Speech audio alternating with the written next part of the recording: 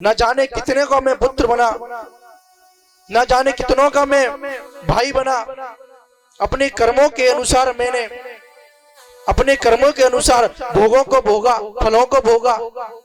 न जाने कितनी बार मैं पशु बना, न जाने कितनी बार मैं इंद्र बना। तुम किस जन्म की बात कर रहे हो?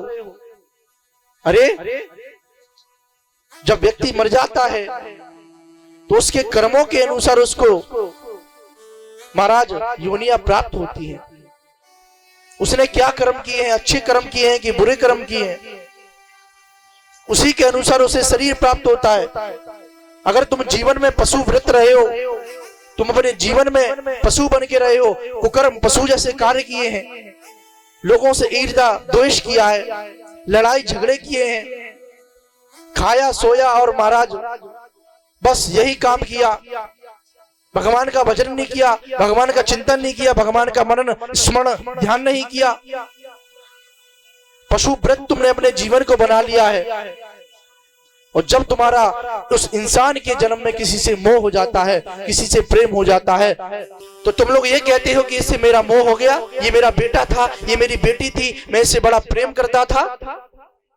जीवात्मा कह रही है कोई किसी का बेटा नहीं होता, कोई किसी की बेटी नहीं होते। अपने कर्मों के अनुसार ही जीव अपने भोगों को भोगता है।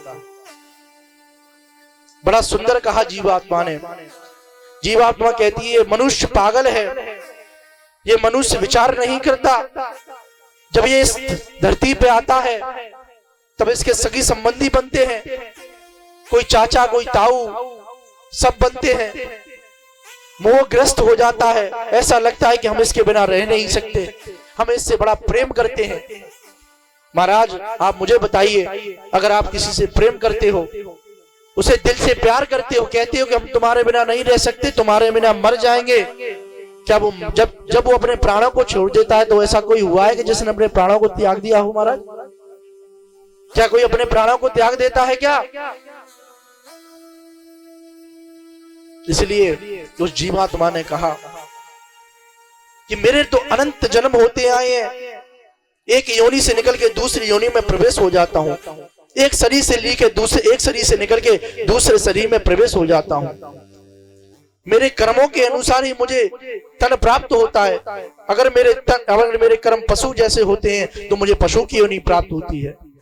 अगर मेरे कर्म देवता जैसे हैं तो मैं देवता बनता हूं, और अगर मेरे कर्म इंसान जैसे हैं, मानव जैसे हैं, तो मैं मानव बनकर पुनः इस पृथ्वी पे आता हूं। मैं किसी का एक का नहीं हूं, मेरा कोई पिता नहीं है, मेरी कोई मां नहीं है, मेरी कोई गृहस्थी नहीं है। मैं तो अपने कर्मों के अनुसार ही चलता रहता हूं।